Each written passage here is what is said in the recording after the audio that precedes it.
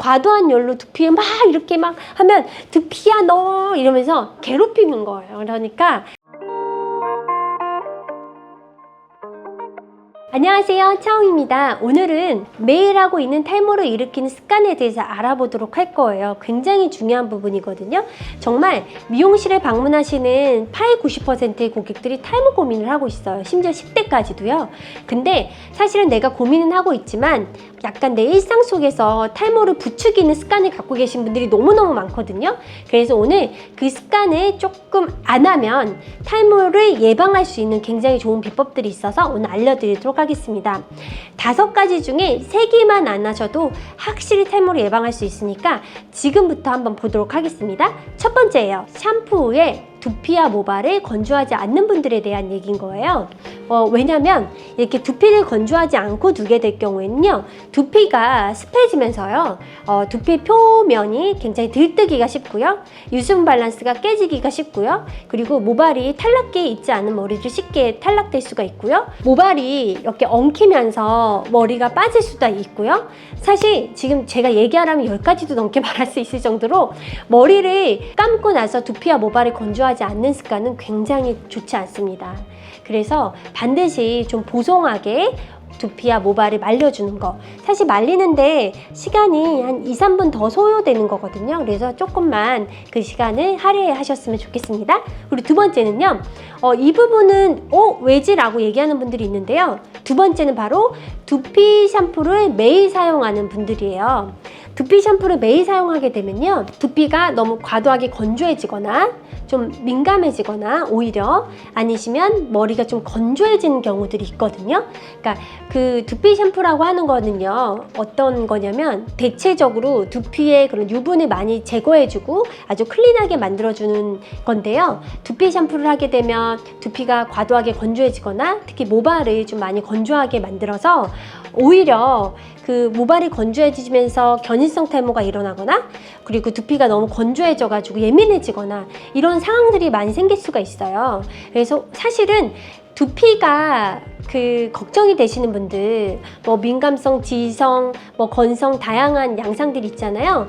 그 담당 미용실에 가셔서 담당 디자이너 분들한테 두피 진단기가 요즘에 다 있거든요. 두피 진단기로 진단을 받으시고 내 두피 상태에 맞는 샴푸를 사용하시는 게 좋아요. 그리고 그런 고도화된 전문 샴푸 같은 경우는 그 일정 기간만 사용하시고 좋아지면 안 쓰는 게 좋습니다. 예를 들어서 우리가 약을 먹을 때 매일 먹지는 않잖아요. 치료가 되고 나아지면 좀 휴식기를 갖는 것처럼 그런 전문성 샴푸는 조금 기간을 두고 사용하시는 게 좋고, 제일 중요한 키포인트는 조금 미용을 전문으로 모발 생리학을 공부하신 분들이기 때문에 가셔서 그 좀 두피도 진단 받으시고 상담을 받으셔서 데일리로 내가 쓸 수 있는 제품들에 대해서 정확하게 좀 소개를 받으시는 게 좋을 것 같습니다.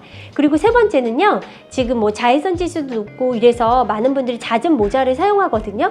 그리고 모자가 너무 예쁜 게 많아요. 근데 모자를 특히 무더위가 심한 날이라든지 아니면 활동량이 많은 분들이 모자를 자주 쓰게 될 경우에는요, 이 두피가 순환이 되지 않기 때문에 두피가 눅눅해진다든지 아니면 좀 지성화된다든지 예민해질 수가 있어요. 그렇기 때문에 모자는 좀 가끔 사용하시는 게 좋고, 모자를 장시간 착용하실 때는 샴푸를 조금 부드러운 샴푸로 부드럽게 샴푸하시는 게 좋을 것 같습니다. 그리고 네 번째예요. 네 번째는요, 다들 너무 바쁘기 때문에 뜨거운 바람으로 머리를 막 급하게 막 말리는 경우가 있는데, 여러분들 생각해 보세요. 우리가 햇볕 속에도 장시간 두피가, 이 피부가 이렇게 노출이 돼 있으면 따끔따끔하고 예민해지잖아요.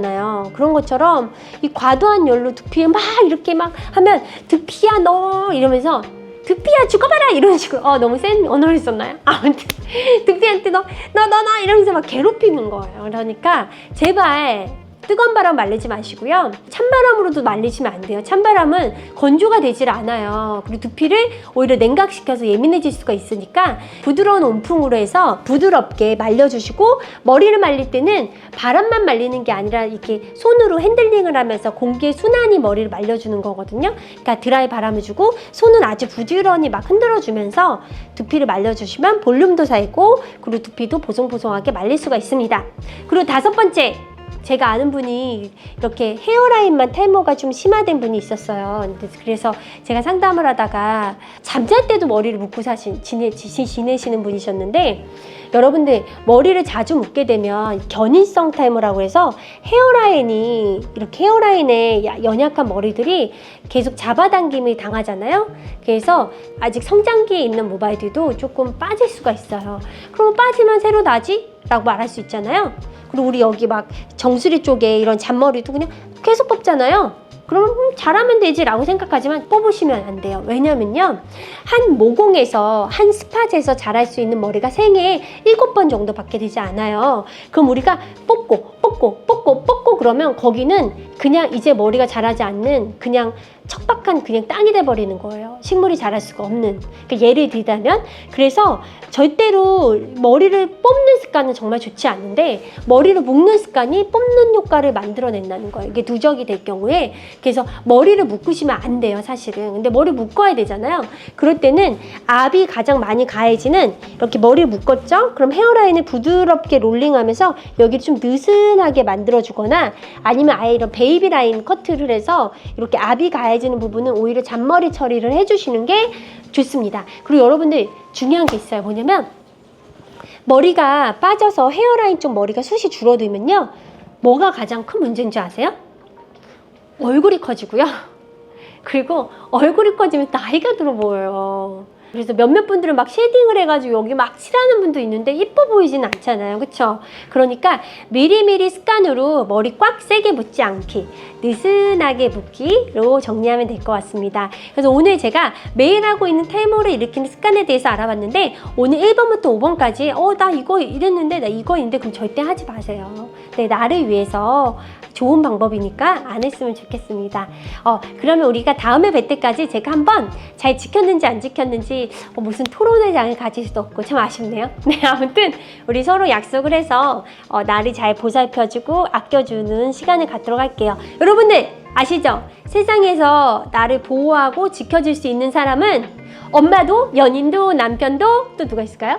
우리 집 강아지도 아니에요. 내 자신밖에 없습니다.